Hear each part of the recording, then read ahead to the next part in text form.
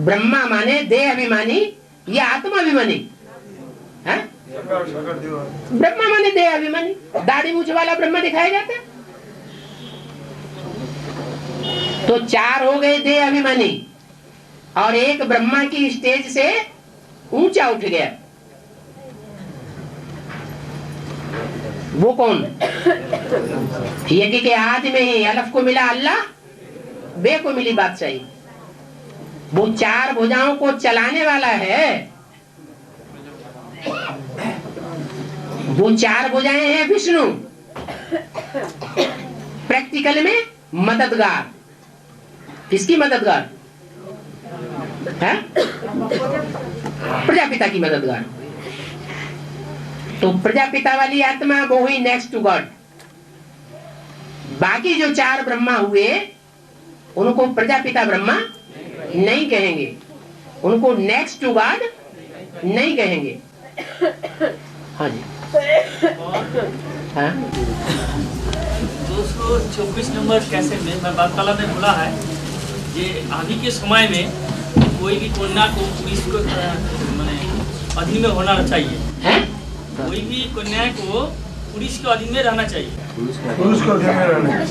आज के समय में, अभी के समय में, आज की दुनिया में, आज की दुनिया में हाँ, कोई भी कन्या को पुरुष के अधीन में रहना चाहिए। पुरुष के अधीन में रहे, माता के अधीन में रहे। माना अगर तलवार है, कन्या है, तो उसको कम से कम कोई ढाल के अधीन रहना ही चाहिए। ऐसे नहीं कि स्वतंत्र रहे। पुरुष को तो दुर्योधन दुशासन कहा गया है। उसको तो दुर्योधन दुशासन किया। पुरुष को तो हमने कहा कि पुरुष के ही अधीन रहना चाहिए? हमने कहा क्या है? तो वही कर रहा है। ये पॉइंट तो इसलिए बोला गया। हाँ। कोई कन्या अगर कोई एक पुरुष के अधीन में ना रहे हाँ। तो दुनिया उसको बेस्सा बना देगा। ठीक है। बहुत पुरुषों का संग में आ जाएगा। हाँ। इसलिए उसको एक पुरुष के अंदर में रहना चाहिए। मूल पॉइंट निकलता है इस वाक्य से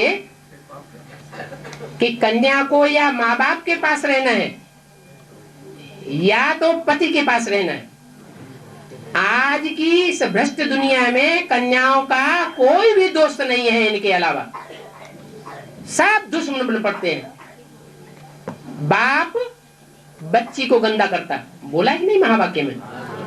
भाई बहन को गंदा करता है, जीजा साली को गंदा करता है, चाचा भतीजी को गंदा करता है।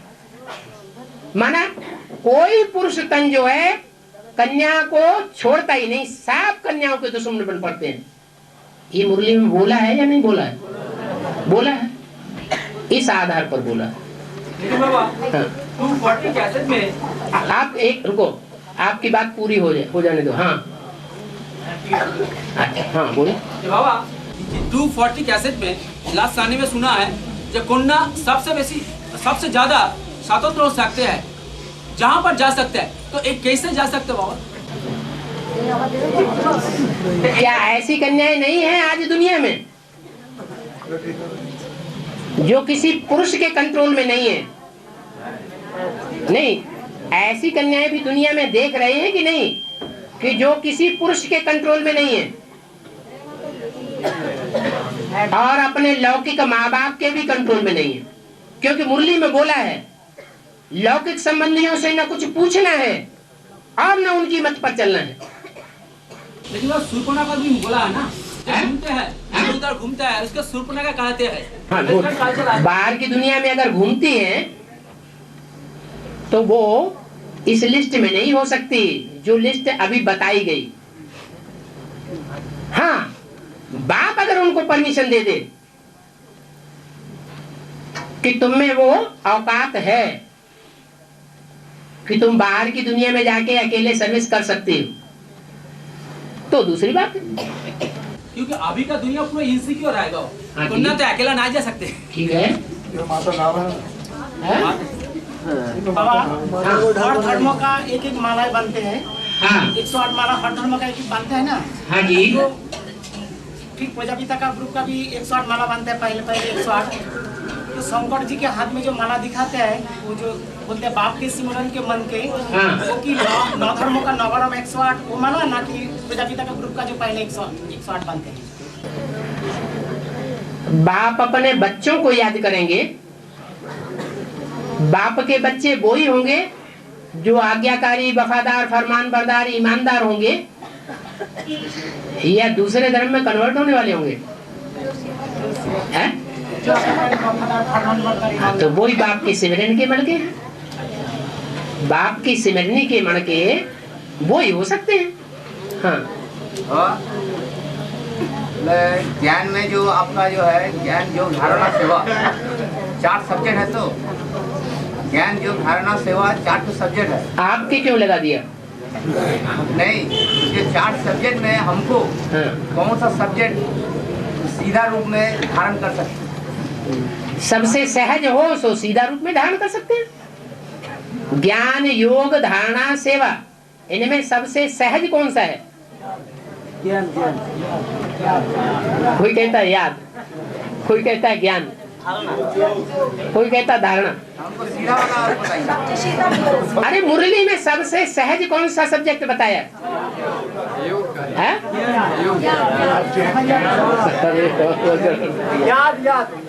याद सबसे सहज है। अगर सबसे सहज याद हो तो माया बिल्कुल बायलोरा नहीं डाल सकती, और माया सबसे जास्ती इंटरफियर करती है याद में। तो सबसे कठिन है या सबसे सहज है? हैं? याद तो बहुत कठिन हो जाती है। हैं? हाँ, वो सहज याद ज्ञानी के लिए बोलते हैं या अज्ञानी के लिए बोलते हैं? किसके लिए बोलते हैं? हाँ, अगर ज्ञानी है तो याद सहज है। ज्ञानी माने जानकारी वाला, ज्ञानी माने जानी, जान वाला, हाँ, समझदार, समझू, सयाना, उसके लिए याद सहज कि उसने बाप को पहचान लिया, और बाप के आधार पर अपने आत्मा के पार्ट को भी पहचान लिया, उसके लिए सहज है। बाकी सबके लिए तो सहज नहीं है। जितने भी याद में बैठने वाले हैं सबके लिए सहज होगा क्या? नहीं। तो फिर कौन? ये तो चलो एक बात तो निकल गई, याद जो है वो सहज नहीं है। फिर 3 रह गए सब्जेक्ट। हाँ, अब 3 सब्जेक्ट रह गए। हाँ, 3 सब्जेक्ट और रह गए। उनमें सबसे सहज कौन सा है? सेवा। कोई कहते हैं सेवा बहुत सहज है, और सेवा हमने की, सेवा की, और माया ने हमसे सेवा की बदले और सर्विस कराई थी। है? आए थे हरभजन को और ओटन लगे कपास, गए थे सेवा करने के लिए कि चलो सेवा करके आए, और उससे शादी करके बैठ गए। तो सेवा हुई कि डिसर्विस हुई? वो सेवा करना सहज हुआ कि बहुत कठिन हो गया? हैं? हैं? तो सेवा करना तो और ज्यादा कठिन हो गया, तो मट्टी पलीत कर दी। हैं?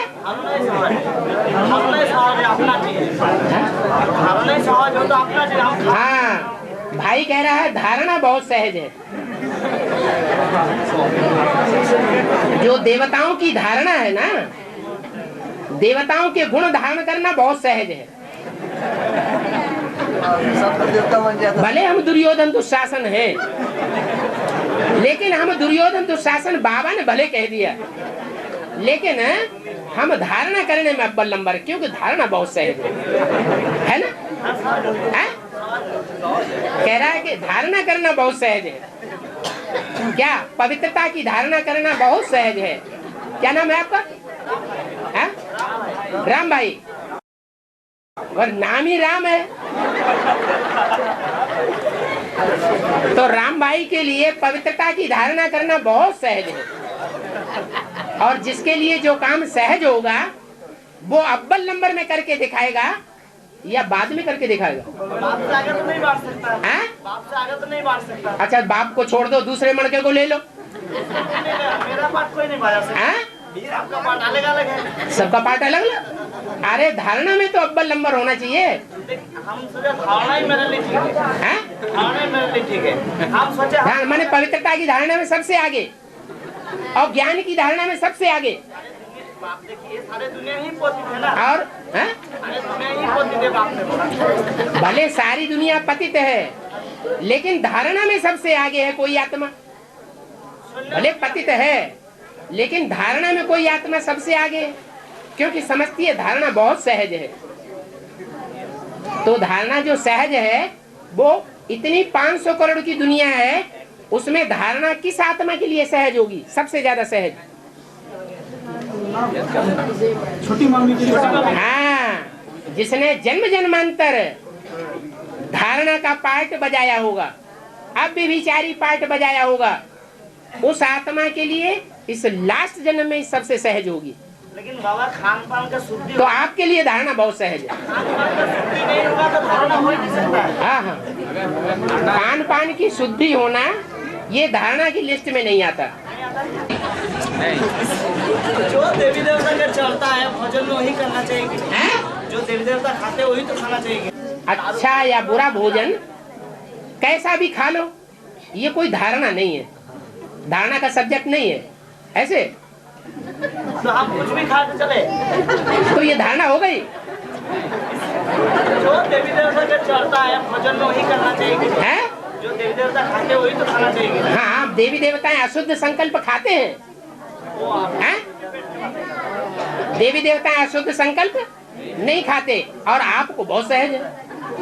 मतलब ये आप शुद्धि भी बातें करते हैं। शुद्ध संकल्प करना राम भाई के लिए बहुत सहज है। भले अंदर में ज्ञान कम हो लेकिन अशुद्ध संकल्प राम भाई को नहीं आ सकते। ये अशुद्ध का दुनिया है तो अशुद्ध चलता है ना संकरण में। तो सहज कहाँ हुआ धारणा? ये दुनिया रावण की है ना। अरे रावण की दुनिया है तभी तो सहज और कठिन देखा जाएगा। सहज की बात होती है। हाँ? रावण की दुनिया के बीच में रहते हुए हमें धारणा सहज मालूम पड़े। तो ये लड़ाई तो अंतिम तो चलेगा ना। हैं? अंतिम तक ये लड़ाई तो चलते रहेगा। जो लड़ाई के बीच में है, संघर्ष के बीच में है, युद्ध की स्टेज में है, वो सहज है या कठिन है? लड़ाई तो सहज है, लेकर हम क्यों होंगे? अभी लड़ाई तो हमको लड़ना है। जो युद्ध की स्टेज में है उसके लिए सहज नहीं हुआ, जो मोहब्बत की स्टेज में है उसके लिए सहज होगा। लड़ाई को हम लड़ाई महसूस क्यों करें? आज तो बॉक्सिंग है, खेल है। खेल कब होगा? जब बाप की मोहब्बत में हम लीन हुए पड़े हैं तो सहज होगा।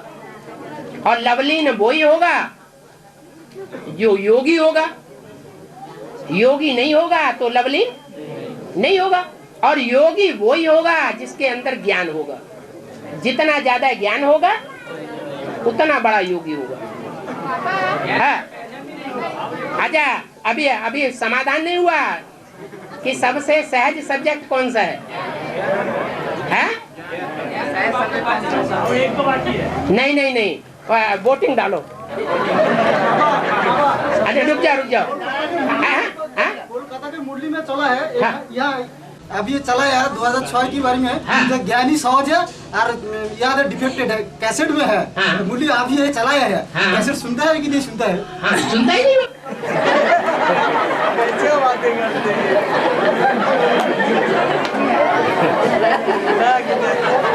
प्रत्यक्ष हो रहा है। ये हाथी रूपी महारथी का पार्ट नहीं बजाता। सबका पाठ प्रत्यक्ष हो रहा है। हाँ, हेलो। हाँ, शांत। हाँ, अरे एक आदमी बोल रहा है। छोटी सवाल ये है कि छोटी माँ अगर ब्रह्मा का पार्ट बजाने वाली है तो छोटी माँ ब्रह्मा कब बनी? है ना? अब बैठ जाओ, छाती निकाल कर रहे हो। अच्छा,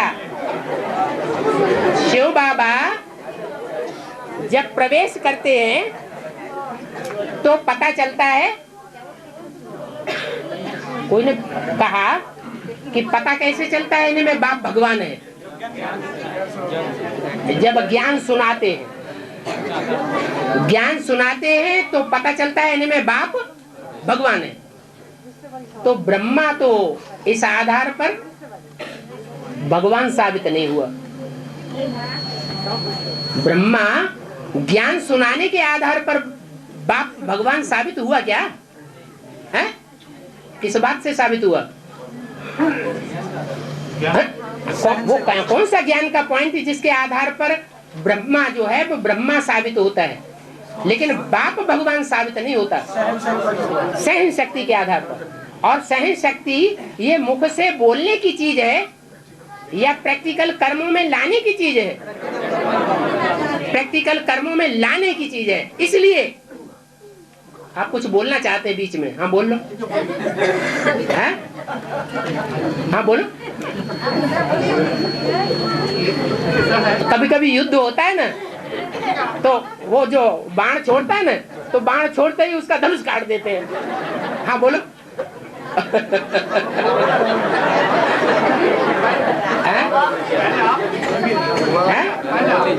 क्या आप बोल लीजिए। अच्छा, तो बात क्या चल रही थी? सबसे सहज पुरुषार्थ कौन सा? शक्ति का मालूम पड़ता है, प्रैक्टिकल शक्ति से नहीं, ब्रह्मा की बात हो रही थी कि जो छोटी मम्मी है वो ब्रह्मा किस आधार पर? तो जो ब्रह्मा का पार्ट है वो सिर्फ बोलने सुनने सुनाने का ही पार्ट है या प्रैक्टिकल कर्म करने से भी ब्रह्मा बनता है?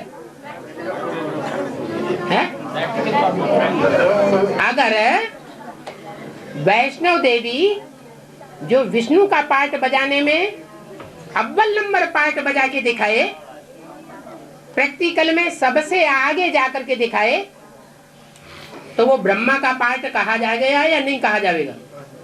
कोई होते हैं सुन करके सुना करके सेवा करते हैं, कोई कहते हैं कि सुनने सुनाने की हमें दरकार नहीं है, हम करके दिखाएंगे। तो ज्यादा असर किसका पड़ेगा? करके दिखाने वाले। जो प्रैक्टिकल कर्म करके दूसरों को ज्ञान दे दे, वो अव्वल नंबर ज्ञान सुनाने वाला ब्राह्मण कहा जाएगा। ब्रह्मा की संतान, ब्रह्मा नहीं, ब्रह्मा की संतान, उन संतानों में 4 हुए। कौन? ब्रह्मा का उपाधि लेने वाले। जैसे दादा लेखराज ने ब्रह्मा की उपाधि ली या नहीं ली? ली। ऐसे ही 3 आत्माएं और भी हैं जो ब्रह्मा बाप की उपाधि लेने वाले हैं। उनमें एक है प्रैक्टिकल कर्म करके दिखाने वाला, सुनाने वाला, समझाने वाला। वो सुनाता नहीं है उतना, लेकिन करके भी दिखाता है। इसलिए प्रैक्टिकल कर्म करके दिखाने वाले को भी ब्रह्मा कहेंगे या नहीं कहेंगे? कहेंगे। लेकिन वो पॉइंट था ना कि जिसके अंदर मैंने प्रवेश करते हैं उसका नाम ब्रह्मा रखा। हाँ, बिना प्रवेश किए पहले वैष्णो देवी की आत्मा कहो, सीता की आत्मा कहो, राधा कहो। राधा ने पूर्व जन्म लिए हैं कि नहीं लिए? लिए। तो उन 63 जन्मों में प्रैक्टिकल एक्ट ऐसी करके नहीं दिखाई कभी? दिखाई? दो दूसरों के ऊपर असर पड़ जाए? अरे दिखाई कि नहीं दिखाई? नहीं दिखाई ना। अगर दिखाई होती तो लोग फॉलो करते, क्योंकि प्रैक्टिकल का असर सबसे पहले पड़ता है।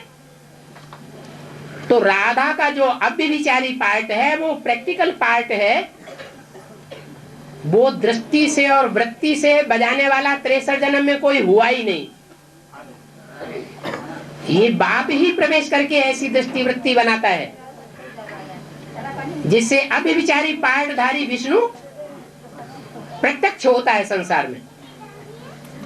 इसलिए वो भी ब्रह्म है। पता कैसे चलता है इनमें बाप भगवान है? जब नॉलेज देते हैं। तो नॉलेज सिर्फ सुनने सुनाने से ही दी जाती है या प्रैक्टिकल कर्म से भी नॉलेज दी जाती है?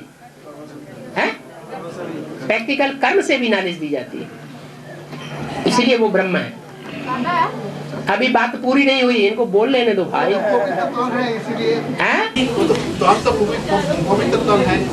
हाँ, किसका तन? छोटी माता। छोटी माँ का तन पवित्र तन है। पवित्र तन है इसीलिए तो प्रवेश कर सकता है। तन जो है वो ब्राह्मण तन है या का ऋषि मुनियों का तन है? हाँ, तो जो ब्राह्मण तन है वो ब्राह्मण तन दृष्टि के आधार पर अन्य दृष्टि लेने वाला है या संपूर्ण ब्राह्मण है? एक की बात मानने वाला है या अनेकों की बात मानने वाला है? हाँ? माना वैष्णव देवी का पाठ जब तक वो एडवांस नॉलेज न ले उससे पहले ही वो एक की बात मानने वाला है? नहीं मानने वाला है।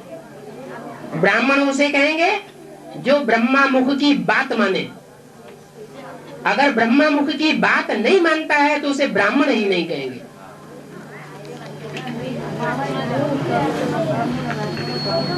और बाबा, हाँ, मूर्ति में जो है ऑन तक लिखा ना, तो जगदम्बा इस लिस्ट में है क्या? हाँ, हाँ बोलो। जगदम्बा इस लिस्ट में है जो ऑन तक माना जगदम्बा महाकाली का पाठ नहीं बजाती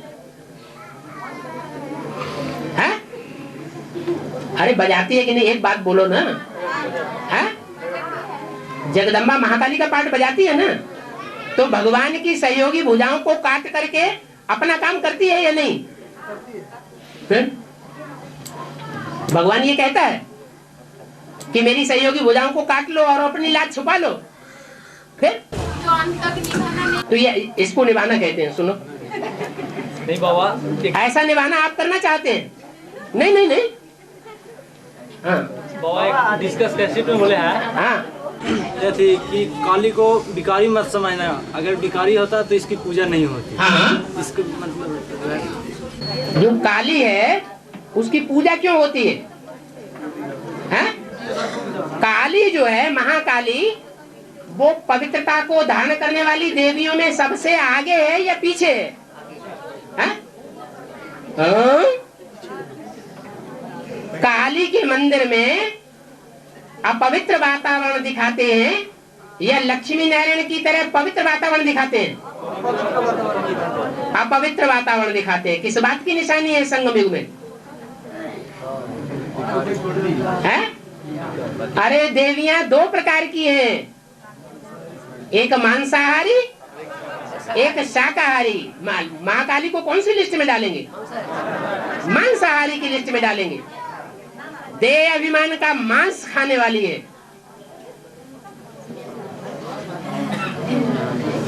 और में जो बच्चा पैदा होते हैं वो बच्चा जन्म लेने का बाद ही बोलना चलना शुरू कर देगा ना, जैसा कि अभी कलयुग में सब। अच्छा, सतयुग की बात छोड़ दो। आज की कलयुगी दुनिया में गाय को बच्चा पैदा होता है, स्वस्थ गाय को बच्चा पैदा होता है, पैदा होते ही उछलने और बां बां करना शुरू कर देता है कि नहीं? फिर जब जानवरों को भी आज की दुनिया में ऐसी हालत है तो सतयुग में पुरुषों की ये हालत नहीं होगी, स्त्रियों की? हाँ जी। और बाबा आज जो मूल्य में बोला, आज का मूल्य में बोला जो मतलब कृष्ण जैसे प्रवेश करता राम वाले के अंदर, कृष्ण जैसे प्रवेश करता राम वाले के अंदर। कैसा?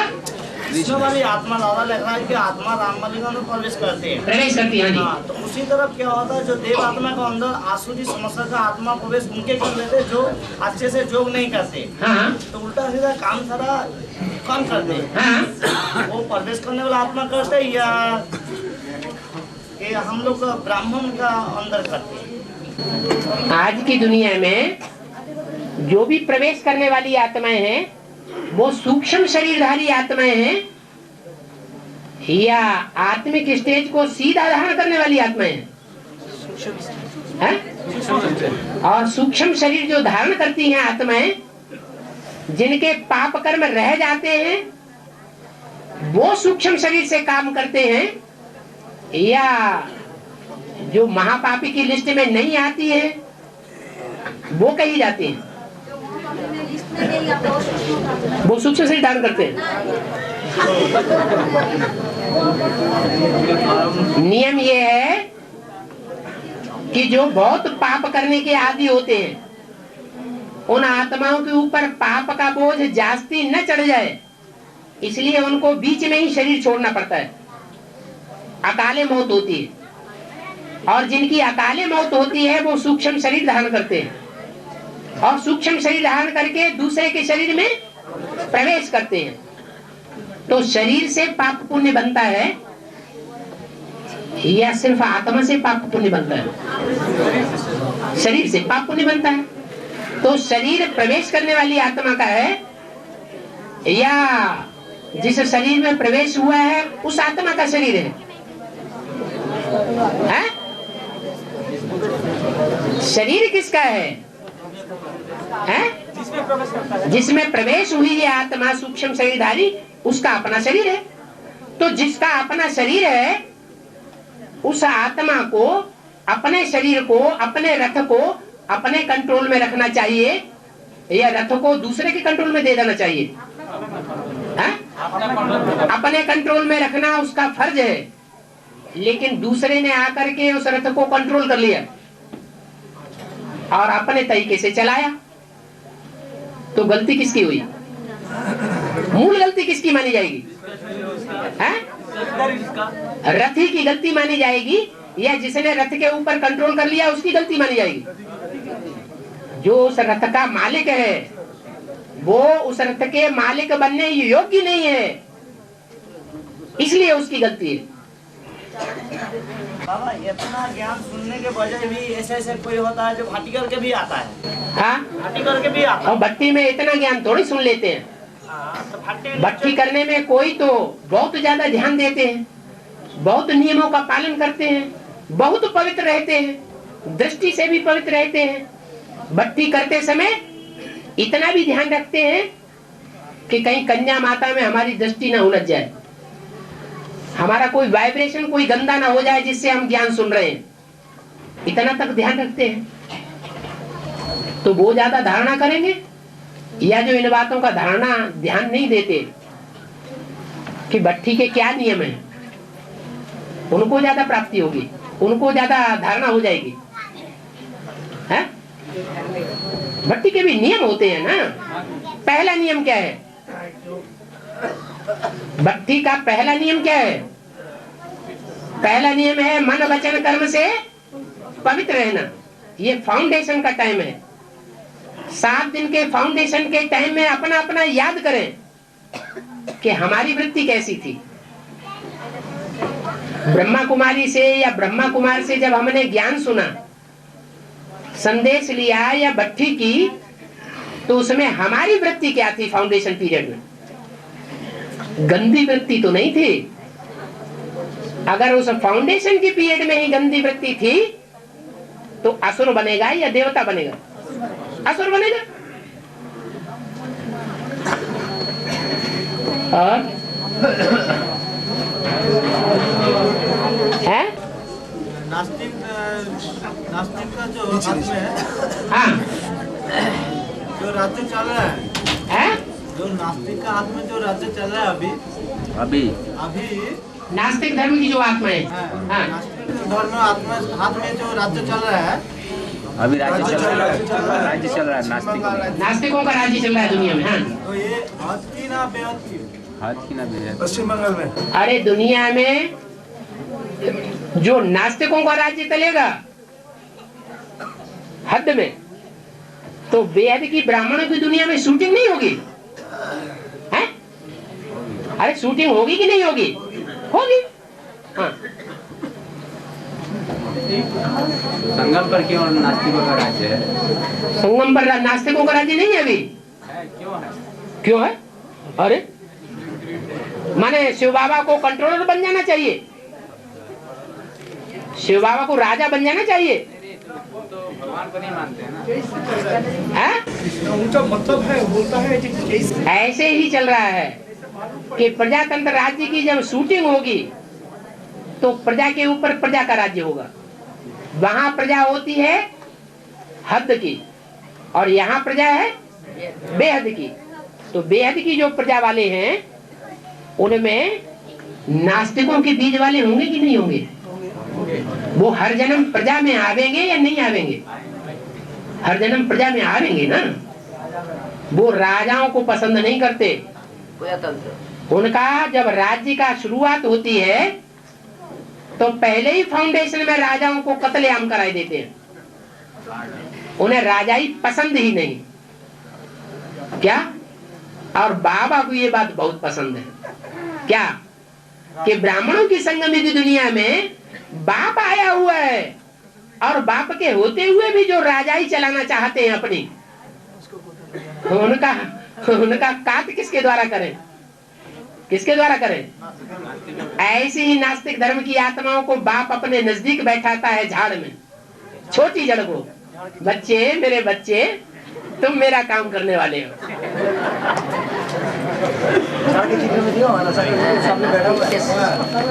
हाँ, 8 साल हम ब्राह्मणों के लिए कैसा रहेगा बाबा? 2008 हम ब्राह्मणों के लिए कैसा होगा?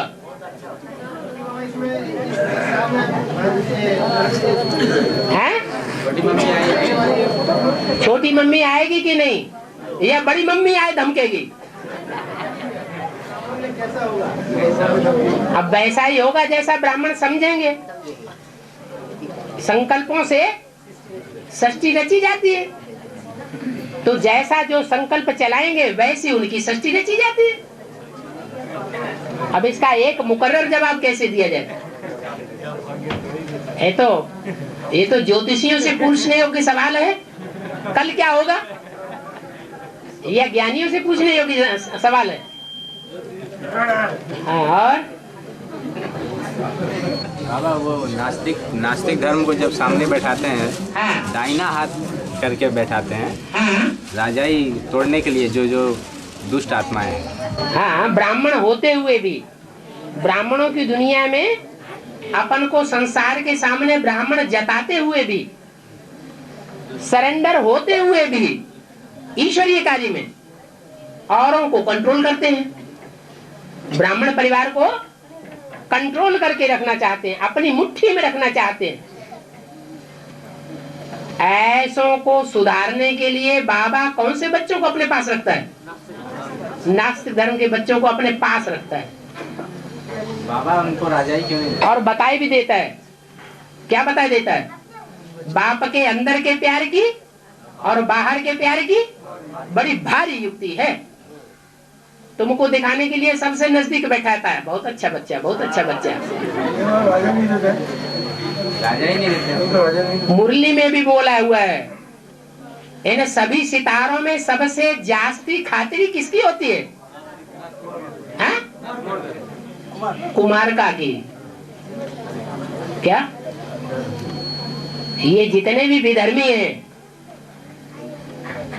वो नास्तिकों को ज्यादा मानने वाले हैं या आस्तिकों को माने भक्तों को ज्यादा मानने वाले हैं?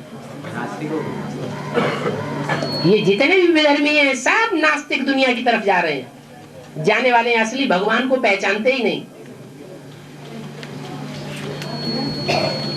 इसलिए कुमारिका के लिए बोला है, इन सब सितारों में सबसे जास्ती खातिरी होती है कुमारिका की। ऐसे क्यों बोल दिया है?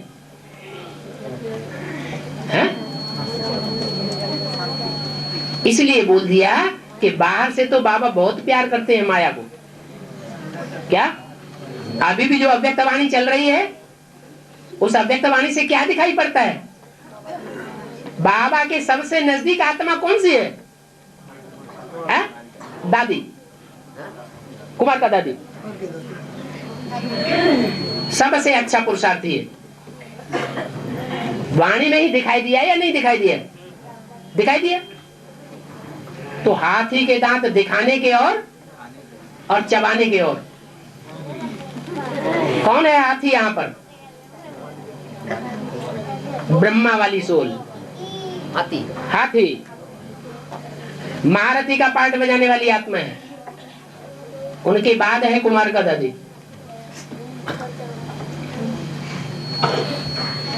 फिर बोल भी दिया, इस ब्राह्मण परिवार के लिए जो अंदर से एक और बाहर से दूसरा है, वो सबसे जास्ती खौफनाक खतरनाक है। तो सबसे जास्ती खौफनाक खतरनाक माया बेटी होगी या कोई दूसरी आत्मा होगी? माया बेटी है। उसको पहचानना, राम को पहचानना और रावण को पहचानना। राम और रावण का ज्ञान ये ज्ञानी में होगा या अज्ञानी में होगा? ज्ञानी ही रावण को पहचान सकता है, माया रावण को, और ज्ञानी ही राम को पहचान सकता है।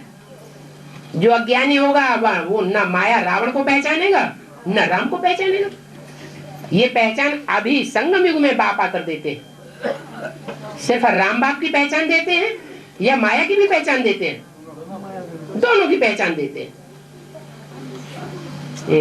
बाबा ब्रह्मा जब कारण स्वरूप में जाते हैं, जब परम धाम में जाते हैं, तो क्यों फिर इंटरवेंशन करते हैं, इंटरफेयर करते हैं, कोई अलग अलग बात करते हैं क्यों? बाबा की जब मूली चलाते हैं, माने ब्रह्मा की आत्मा परम धाम जाने योग्य बन गई अभी? चले जाते हैं, जब वो चले जाती है, वो प्रश्न आप अभी का पूछ रहे हैं या भविष्य के लिए पूछ रहे हैं? अभी का। अभी आत्मा जो है वो बीज रूप स्टेज वाली परमधाम वासी बन गई। 1 सेकंड में ब्रह्मा की सोल निराकारी, 1 सेकंड में साकारी, 1 सेकंड में आकारी पार्ट बजाने वाली बन गई। बन गई, बात खत्म। और अगर बन जाए तो उसकी पढ़ाई खत्म। परम धाम वासी आत्मा 1 सेकंड में बनने की प्रैक्टिस हो जाए, इसका मतलब पढ़ाई पूरी। जब पढ़ाई पूरी हो गई तो गीता का भगवान कौन हो जाएगा? ब्रह्मा और फिर कृष्ण की सोल गीता का भगवान रहेगा या गीता का भगवान बदल जाएगा? बदल जाएगा।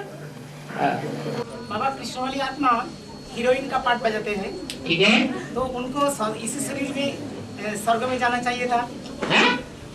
इसी शरीर में, माने इसी यही जन्म में पुरुषोत्तम संगम युग में वही जो चोला धारण किया था, उसी चोला में ही नरसिंह नारायण बनना चाहिए था। लेकिन कृष्ण बच्चा बन के क्यों जाना पड़ता है? जो ताकत बच्चे में ज्यादा होती है या माता में ज्यादा ताकत होती है? परिवार में जो वर्षा है वो माँ को मिलता रहा परंपरा में, भक्ति मार्ग की परंपरा में, या बच्चे को वर्षा मिलता रहा? क्यों? ये परंपरा किसने डाली और कहां से शुरू हुई? संगम युग में ये परंपरा इसलिए शुरू हुई कि माँ की सारी प्योरिटी की पावर किसमें चली जाती है? पहले बच्चे में चली जाती है। इसलिए आपके प्रश्न का जवाब मिला या नहीं? है? मिल गया? क्या प्रश्न था आपका, याद रहे? जगदम्बा का पूरा प्योरिटी का पावर कृष्ण बच्चे को मिलता है। हाँ, और बाबा पवित्र मार्ग में आकर नीचे में, पवित्र मार्ग में आकर के शिव बाबा राज्य सिखाते हैं। बाबा आकर के पवित्र मार्ग आकर राज्य करते, लेकिन अभी जो पवित्र है तो 100% पवित्र, तो 100% पवित्र मार्ग में 100% लक्ष्मी नारायण तो है, तो अभी तो लक्ष्मी नारायण है नहीं प्रैक्टिकल में। लक्ष्मी नारायण अभी तो प्रैक्टिकल में है ही नहीं। जो लक्ष्मी का पार्ट है वो आधार मूर्त आत्माओं में से पार्ट है या बीज रूप आत्माओं में से पार्ट है? आधार मूर्त आत्माओं में से कोई आत्मा है जिसका लक्ष्मी का पार्ट प्रैक्टिकल में दिखाई देगा संसार में? जड़ें गुप्त होती हैं या बीज गुप्त होता है? बीज गुप्त होता है, वो किसी को दिखाई नहीं पड़ता, अंडरग्राउंड बोया जाता है, और जड़ तो बाहर भी आ जाती है। इसलिए लक्ष्मी दिखाई पड़ती है, लेकिन लक्ष्मी का जो बाप है, जिसके लिए अव्यक्त वाणी में पहले ही बोल दिया, यानी जो दीदी दादियां जो अभी समझे बैठे हैं ना लोग, जिनको ब्राह्मणों की दुनिया में दीदी दादियां हैं कि नहीं, उन दीदी दादियों का जो मान मर्तबा है जो दीदी दादियां हैं उनका श्रृंगार किसने किया था? अरे उसको बोलने दो ना। तो कोई अष्टदेव होगा जिसने लक्ष्मी का भी श्रृंगार किया हो आदि में? बस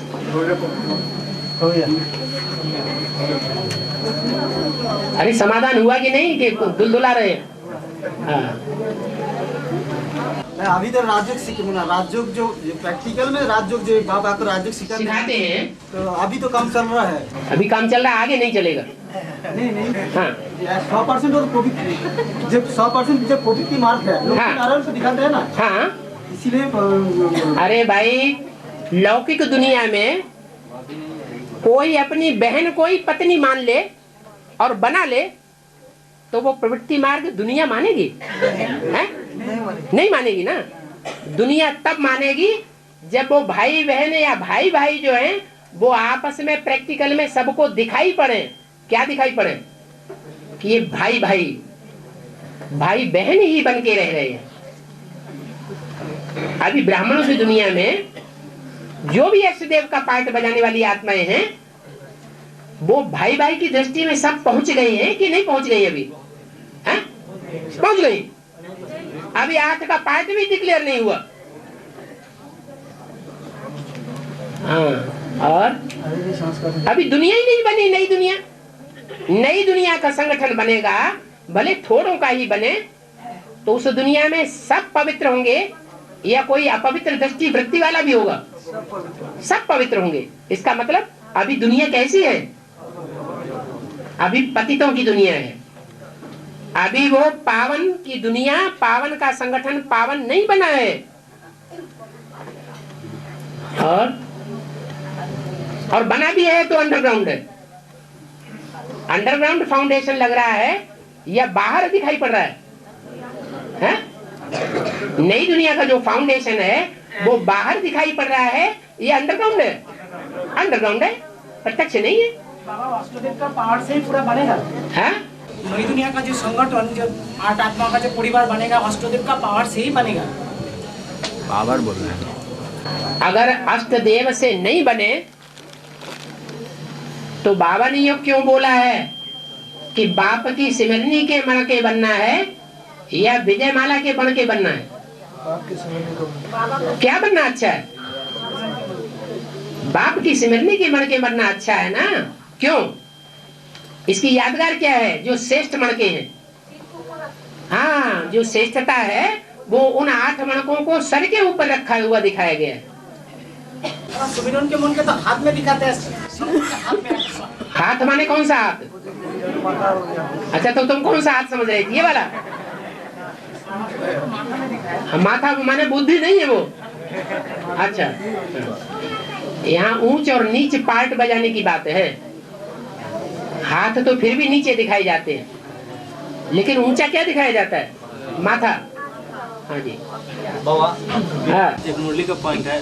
बाबा ने बोले हैं कि विनाश के टाइम पे एक आत्मा में 14 आत्मा प्रवेश करेंगे। ठीक है, तो क्या हम ब्राह्मण बच्चों के ही मतलब की बात है?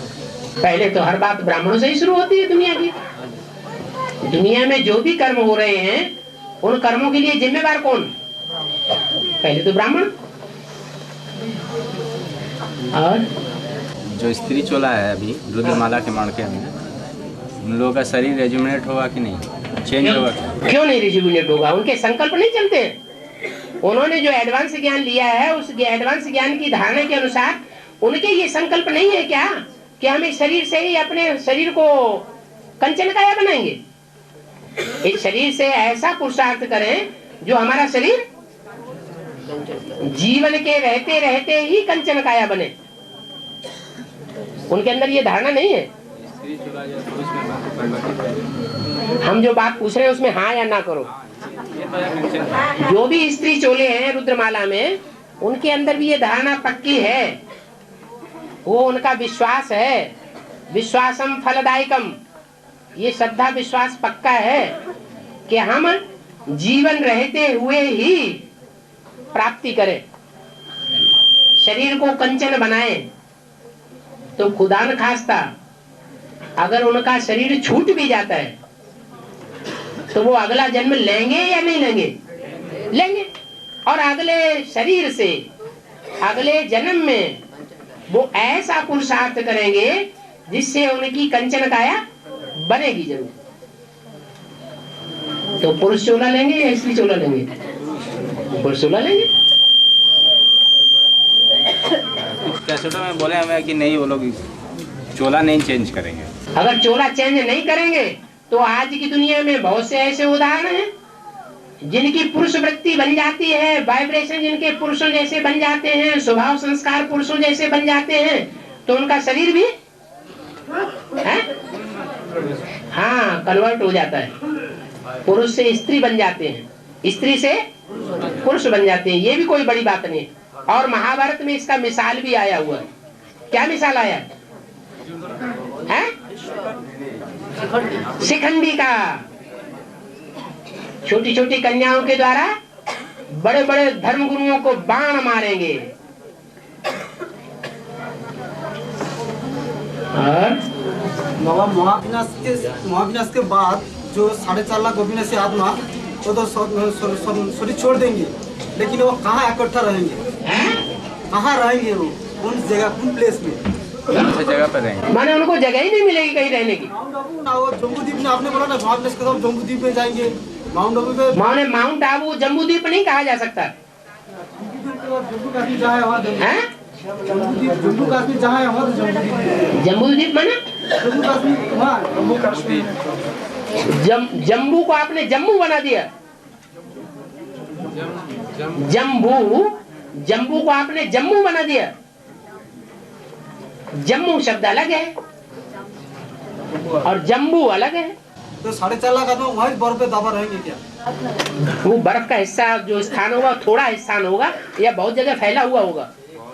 तो महाविनाश के बाद बहुत जगह बर्फ होगा। हाँ, तो चाहे जिस स्थान पर भी हो, अगर विधर्मी मणके हैं बीज रूप, विधर्मियों का उनका छिलका चढ़ा हुआ है, तो विदेश के स्थान में भी हो सकते हैं। विदेश से वहाँ बर्फ में दब जाएंगे। विदेश से यहाँ आ जाएंगे। क्या बड़ी बात है? इतना दूर से पैदल से कैसे आ जाएंगे? कैसे आ जाएंगे? क्यों भारत के अंदर विदेश नहीं है? भारत के अंदर विदेश है ना, तो भारत के अंदर नहीं चल सकते। और माउंट आबू अभी जैसे है ऐसा ही रह जाएगा। माउंट आबू अभी जैसे है अल्प ऐसा ही रह जाएगा। अंत में विनाश के टाइम में और स्थान रह जाएगा, विनाश नहीं होगा। अरे 5000 वर्ष का जो चक्कर है, उस चक्र में जो साइकिल है वो हर एक जीव जंतु का आवृत होता है या नहीं होता है? जो भी जड़ जीव जंतु हैं, मान लो वृक्ष है, पौधे हैं, इनमें आत्मा है या नहीं है? हैं? इनमें भी आत्मा है। उनकी आत्मा भी अपना साइकिल पूरा करेगी या नहीं करेगी? करेगी। मान लो पत्थर है और पत्थर में ढेर के ढेर करोड़ों अरबों की तादाद में कण है, अणु है। अणु से अणु बम बनता है ना। वो अणु जो है जिनसे पत्थर बनता है, उनका साइकिल नहीं है? वो एक स्थान से दूसरे स्थान पे जाते हैं या नहीं जाते हैं? जाते हैं। ज्वालामुखी फटता है तो उसमें से जो लावा निकलता है, आग निकलती है, वो कणों से ही तो बनती है। वो क्या एक ही स्थान से निकलती है? माने माउंट आबू का जो पत्थर है ग्रेनाइट का, वो वहां का वही बना रहेगा। लास्ट विनाश में उस स्थान में हम लोग रहेंगे ना, और विनाश होगा तो हम लोग कैसे रहेंगे? वो भी विनाश हो जाएगा। तो माना आप जड़, आप जमी जुम्मद न जुम्मद गुल मोहम्मद, आप हटेंगे नहीं वहां से, तपस्या ही करते रहेंगे आपको अंत तक। ये पक्का कर लिया है। तपस्या अंत तक वो करेंगे जो पाप करते रहने के आदि बन चुके हैं। संगम युग में बाप के डायरेक्शन मिलते हैं और डायरेक्शन मिलने के बाद वो अपना पोता मेल भी देते हैं। बार बार पोता मेल देना, बार बार दुष्कर्म करना, बार बार पोता मेल देना, बार बार दुष्कर्म करना, तो संस्कार कैसे बन जाएंगे? पाप करने के संस्कार कहाँ बने? संगम युग में पाप करने के संस्कार बन गए, तो इसका रिजल्ट ये होगा कि अंत तक उनको तपस्या करनी पड़ेगी। तपस्या कहाँ करेंगे? दुनिया के सेवा फील्ड में तपस्या करेंगे, या माउंट आबू में असली तपस्या होगी? माउंट आबू में तपस्या करेंगे, और तपस्या करते करते जो विकर्म किए हैं वो पूरा करने के लिए फिर सेवा की फील्ड में जाना पड़े। इसलिए भक्ति मार्ग में कहते हैं तप कर राज, राज कर नरका। तपस्या करते हैं तो अगले जन्म में राजाई मिल जाती है। क्या?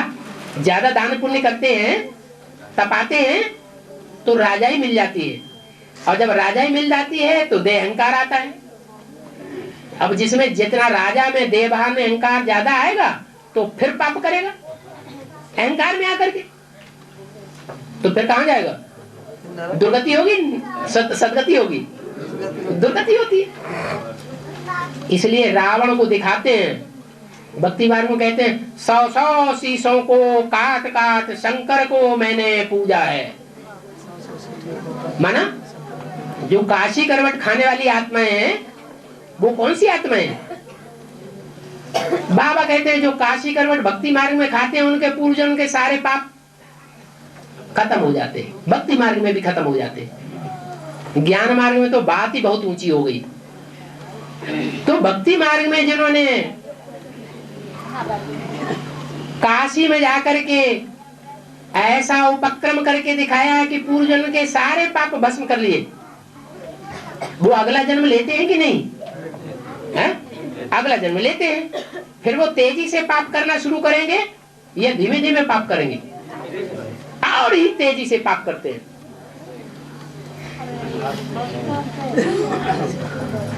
तब जब ज्यादा तेजी से पाप करेंगे तो राजा बनेंगे या रंग बनेंगे?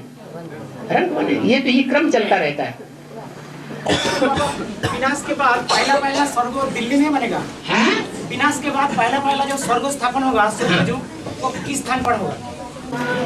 ये अभी तक तुम्हें पता ही नहीं चला कि स्वर्ग कहाँ बनेगा और तपस्या भूमि कहाँ बनेगी। जमुना मैया के कंठे पर कृष्ण की नगरी बनते हैं, वही होगा दिल्ली में। एडवांस की जब शुरुआत हुई तो कौन सी मैया से शुरू हुई? अरे कोई मैया थी कि नहीं थी? दिल्ली मैया थी। पुरानी दिल्ली थी या नई दिल्ली? पुरानी दिल्ली। ज्यादा खून खराबा कहाँ होता है? पुरानी दिल्ली में ज्यादा खून खराबा होता है। तो ये नियम बना हुआ है, दिल्ली परिस्तान सो दिल्ली कब्रिस्तान। अभी मिलिट्री की ज्यादा सुरक्षा नई दिल्ली में है या पुरानी दिल्ली में है? तुम्हें पता ही नहीं। जो मिलिट्री की सुरक्षा है वो नई दिल्ली में ज्यादा है या पुरानी दिल्ली में ज्यादा है?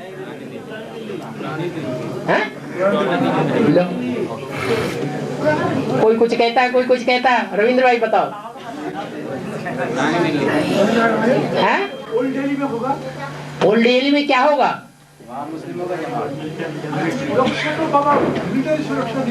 मिलिट्री सुरक्षा तो न्यू दिल्ली में होगा। हाँ, नई दिल्ली सुरक्षा की दृष्टि से ज्यादा सुरक्षित है, और पुरानी दिल्ली कितना भी मिलिट्री शासन हो जाए तो भी मार काट बच नहीं सकती।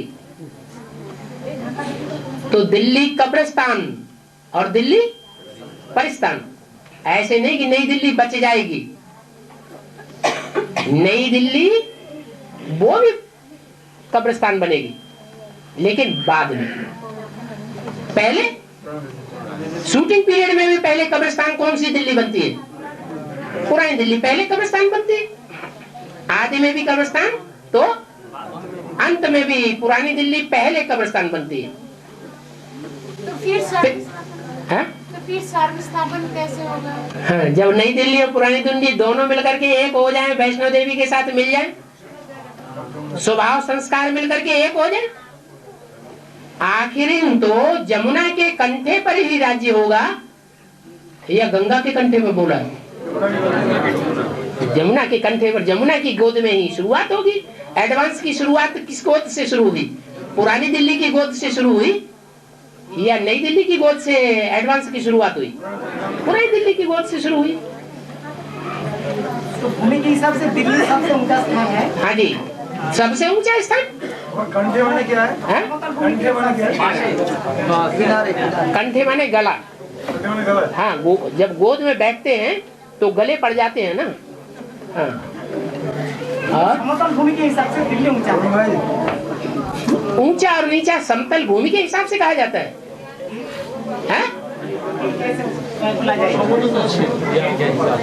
माने समुद्र तल से ऊंचाई ज्यादा होगी। नहीं, वो तो माउंट एवरेस्ट है। हाँ, माउंट एवरेस्ट सबसे ऊंचा तो नहीं है। माउंट आबू जो है वो ऊंचाई के हिसाब से सबसे ऊंचा थोड़ा ही है। वो तो हिमालय पर्वत ऊंचा है। बेहद में हिमालय पर्वत कौन है? ब्रह्मा बाबा। क्या ब्रह्मा बाबा है? हिम आलय। हिम माने बर्फ, आलय माने घर। वो बर्फ का घर है वो आत्मा, माने ठंडी बुद्धि है। क्या था? ठंडी बुद्धि है। हाँ जी। और माउंट आबू कौन है? आबू। दुनिया की बड़े से बड़ी जितनी बदबू है, सबसे ज्यादा बदबू राजाओं में भर गई या प्रजावर्ग ज्यादा बदबू वाली बनती है? राजाएं भारत के सबसे ज्यादा बदबू वाले बन गए। तो 16,000 कहाँ इकट्ठे हो जाते हैं? माउंट आबू में पहले इकट्ठे होते हैं। और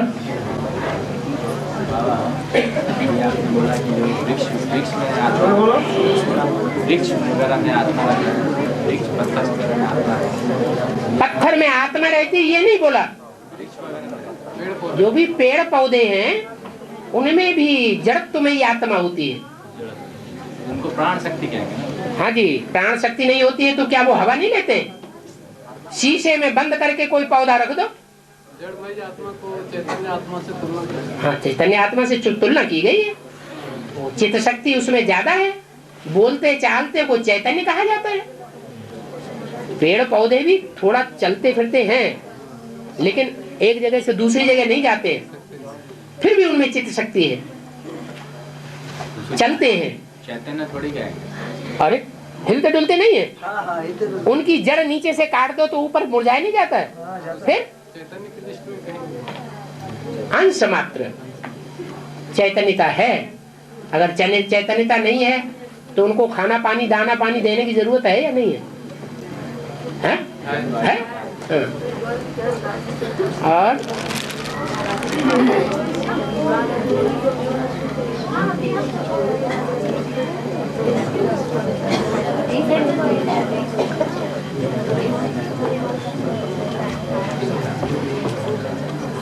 हाँ, मासी बन गया है।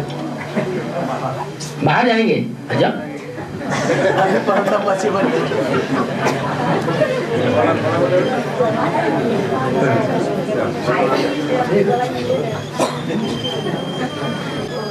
बाबा क्या बोले हैं पुरुष से कोई भी पुरुष हो तो कोई भी स्त्री या पुरुष हो, पुरुष या पुल्लिंग या स्त्रीलिंग, वो 2 जन्म में ले सकते हैं, देख सकते हैं।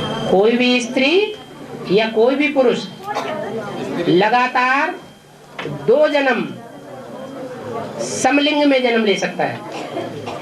स्त्री 2 जन्म स्त्री बन सकती है और पुरुष 2 जन्म पुरुष बन सकता है। ठीक है। तो राम बाप के 5-7 जन्मों का जो प्रत्यक्षता बताए हैं, राम बाप के 5-7 जन्मों का प्रत्यक्षता जो बताए हैं, 5-7 जन्मों की प्रत्यक्षता, 5-7 जन्मों के बारे में जो बताए हैं। हाँ, राम वाली आत्मा के 5-7 जन्म क्लियर हो रहे हैं। हाँ, ये ठीक है। ये तो सारे केवल पुरुष का ही क्लियर हो रहे हैं। हाँ, तो क्या बड़ी बात हो गई? कोई स्त्री का तो कोई स्त्रियों का तो कोई क्लियर नहीं है। स्त्री के बारे में तो एक भी का क्लियर नहीं है। पहले पावरफुल जन्म ज्यादा क्लियर होंगे या कमजोर जन्म पहले क्लियर होगा? जो पावरफुल जन्म है वो पहले क्लियर होने चाहिए। तो क्या स्त्रियां पावरफुल नहीं होती है? होती है। होती है, लेकिन वही स्त्रियां पावरफुल कही जाएंगी जिनमें वो संस्कार स्वभाव राजाई के ज्यादा हों, राजयोग के संस्कार जिनमें ज्यादा होंगे वो स्त्रियां भी संसार में प्रत्यक्ष होती है। शक्ति काहे से मिलती है? अज्ञान से शक्ति मिलती है या योग से शक्ति मिलती है? योग बल से शक्ति मिलती है। संगमयुगी ब्राह्मणों की दुनिया में जिसमें जितना जास्ती योग बल होगा, इसे साबित होता है जिसमें योग बल जास्ती होगा उसमें पहचान भी जास्ती होगी। अरे बाप की पहचान होगी या नहीं होगी उसमें? तो जिसने बाप को जितना जास्ती पहचाना होगा वो उतना ही ज्यादा योगी भी होगा, और जितना ज्यादा योगी होगा उतना बड़ा राजा भी बनेगा। और रानी बनना ये अधीनता की निशानी है या स्वाधीन बनने वाले राजा की निशानी है? फिर भी मान लो झांसी की रानी का जन्म हो गया, है स्त्री चोला, है कि नहीं? तो वो स्त्री चोले का जो जन्म मिला है वो ब्राह्मणों की संगमयुगी दुनिया में ऐसा पुरुषार्थ किया है जिससे स्त्री चोले का जन्म मिला है, या द्वापर कलयुग में ऐसा कर्म किया है जिसके आधार पर राजाई की ताकत होते हुए भी स्त्री चोला मिल गया है? द्वापर कलयुग में ऐसा पुरुषार्थ किया है। संगम युग में बाप जो है जिनको राजा बनाता है वो रानी बनाने के लिए आया है या राजा बनाने के लिए आया है? झांसी की रानी भले रानी बने फिर भी बच्चा पैदा करेगी कि नहीं है? तो कोई सवारी करेगा या ऐसे ही बच्चा पैदा करेगी? तो फिर कौन बड़ा हो गया, कौन पावरफुल हो गया? उस समय तो वो पुरुष ही पावरफुल हो गया। और हाँ प्रशांत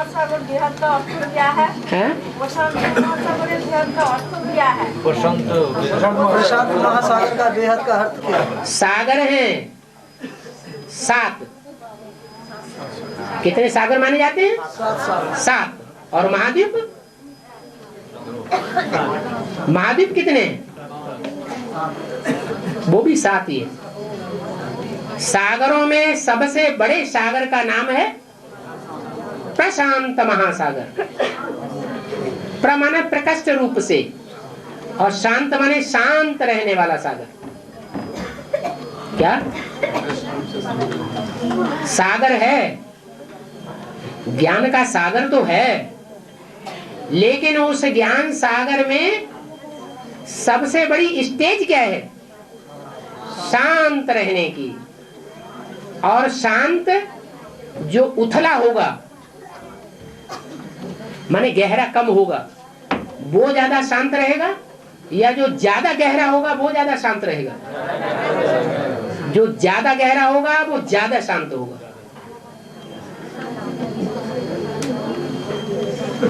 इसलिए प्रशांत महासागर जो है वो सागर है या पृथ्वी कही जाती है? सागर ज्ञान सागर बाप कहा जाता है या महाद्वीप पृथ्वी का अंश माता कहा जाता है या पिता कहा जाता है? पृथ्वी का द्वीप, पृथ्वी का कोई बड़ा हिस्सा है जो महाद्वीप कहा जाता है, वो माँ है या बाप है? चल क्या बोल रहे हैं? जो द्वीप है वो धरणी का हिस्सा है,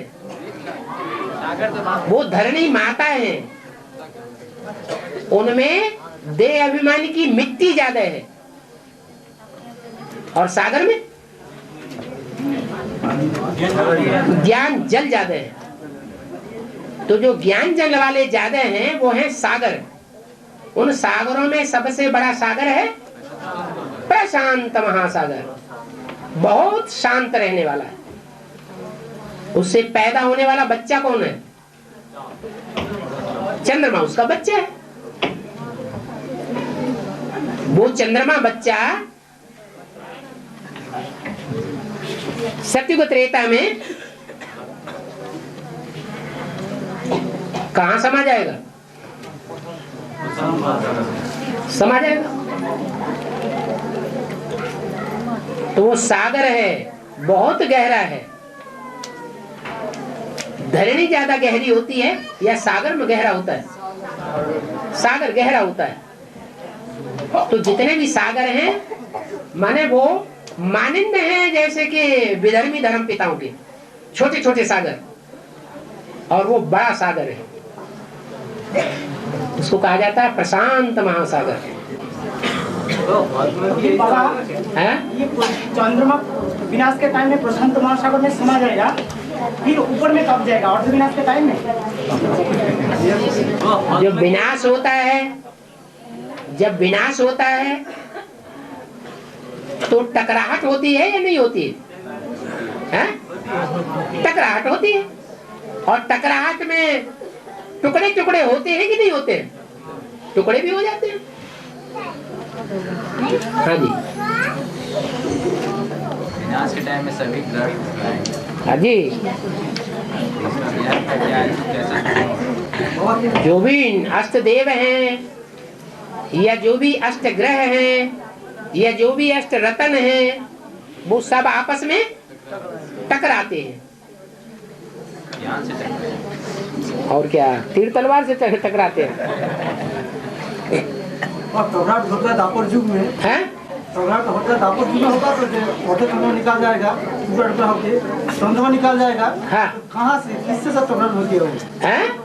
आधा विनाश होता है तो आधी टकराहट होती है। किसके साथ? विधर्मियों के साथ। नहीं, प्रैक्टिकल स्थूल में। प्रैक्टिकल की बात कर रहा है। तो हद में सारे में टकराहट होती है। जो देवात्माएं हैं, जो देवात्माओं के संस्कार हैं, उनके संस्कारों से किससे टकराहट होगी? आसुरी आत्माओं के साथ संस्कार टकराहट होती है। वो तो सूक्ष्म में है। सूक्ष्म में क्यों? प्रैक्टिकल में वहाँ टकराहट नहीं होगी। प्रैक्टिकल में आत्माओं के साथ होता है। बाबा ने वाणी में बोला हुआ है कि जब द्वापर शुरू होता है भारत में, तो पहले पहले जो दूसरे धर्म की आत्माएं हैं वो विरोधी हो जाती है। इस्लाम धर्म की जब आत्माएं होंगी तो दो खंड हो जाएंगे, धर्म खंड ही दो हो जाएंगे, राज्य खंड ही दो हो जाते हैं। उसको कहते हैं द्वापर युग। दो पुर क्यों कहा गया? कि दुनिया में दो धर्म हो गए, दो प्रकार की धारणाएं हो गई। एक धारणा कहती है नहीं, दृष्टि का व्यभिचार नहीं होना चाहिए, कर्मेंद्रियों का व्यभिचार नहीं होना चाहिए। और दूसरे, जो भी दूसरे धर्म में कन्वर्ट होने वाले हैं या दूसरे धर्म वाले हैं, उनकी धारणा होती है नहीं, व्यभिचार जरूर होना चाहिए, नहीं तो हम सुखी कैसे रहेंगे। वो देवताई सृष्टि को नहीं मानेंगे। तो अब से चंद्रमा निकाल जाते हैं, स्थूल में चंद्रमा पृथ्वी से प्रशांत महासागर बन जाता है। अर्ध विनाश होता है तो उसमें अलग हो जाते हैं। हाँ जी, चलो।